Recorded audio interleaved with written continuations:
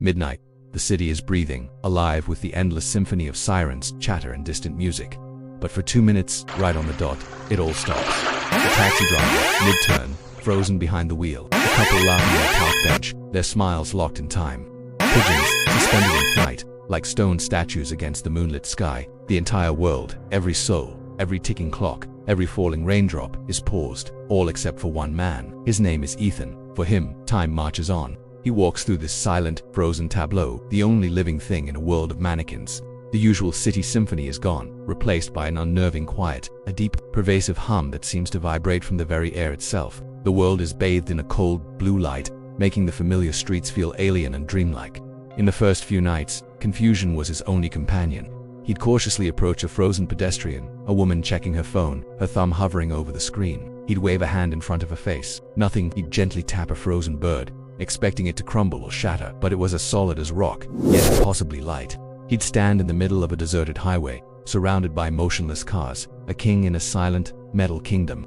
The surrealism of it all was overwhelming, a waking nightmare painted with an artist's precision. That low, constant hum was the only sound, a vibration he felt in his bones, the only proof that this wasn't complete silence. Night after night, this 2-minute window became his personal laboratory. He was a scientist of the surreal. He tried leaving clues for his past self, writing notes on sticky pads and placing them on frozen windshields, hoping to find them when time resumed. He'd rearrange items in a storefront window, creating bizarre displays just to see if anything would stick. He'd even try to move larger objects, testing the very physics of this strange dimension. But every single time, as the 2-minute mark approached, a strange, glitch-like effect would flicker at the edge of his vision. The world would stutter like a corrupted video file. And then, snap, everything reset. The notes vanished. The objects were back in their original places. The world would unpause and time would resume its course, with no one the wiser. He was a ghost in his own right, leaving no trace.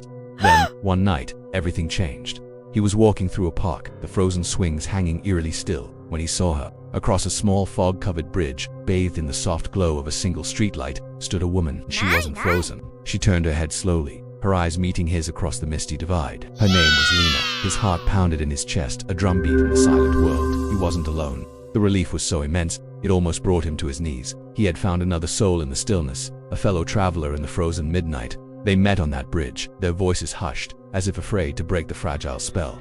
Lena had been awake for much longer. She explained what she knew, her words painting a picture that was both fascinating and terrifying. "It's a bubble," she said, sketching invisible diagrams in the air with her fingers. "A 2-minute bubble outside of normal time, where glitches in the system." She showed him how everything inside the bubble resets, a perfect, unbreakable loop. You can't change anything. You can't take anything with you. You're just an observer, a passenger.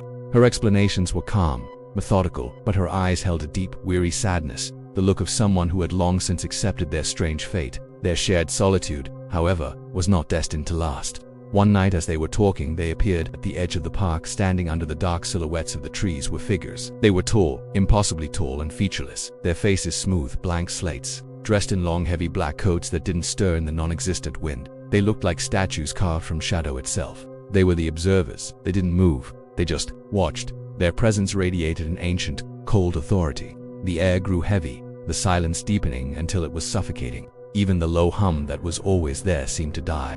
The tension was a physical force, pressing down on Ethan and Lena, rooting them to the spot. One of the observers glided towards Ethan, its movement unnaturally smooth, as if it was floating over the ground. It raised a hand, and within its palm, a small, glowing orb of light materialized, swirling with cosmic colors. As Ethan stared into it, the world around him dissolved. He was pulled into a vortex of visions. He saw the birth of stars and the formation of galaxies, timelines branching and collapsing into one another.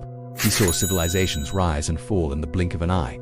He heard whispers, echoes of voices from a million different eras, all speaking at once. It wasn't a history lesson. It was a glimpse into the machinery of existence itself, a terrifying, beautiful, and incomprehensible look behind the curtain of reality. The final night came without warning. The clock struck midnight and the world froze as it always did. The familiar blue hue washed over the city. But this time, something was different. Ethan tried to take a step, but his foot wouldn't move. He tried to turn his head, but his muscles were locked. A cold, paralyzing dread washed over him as he realized what was happening. He looked over at Lena, who stood a few feet away, a look of pure horror dawning on her face. She was still moving. She rushed towards him, her mouth open in a silent scream, but it was too late. He was becoming part of the tableau. The world around him, which had been frozen for so long, began to stir. A car horn blared in the distance. A siren wailed. People started walking again.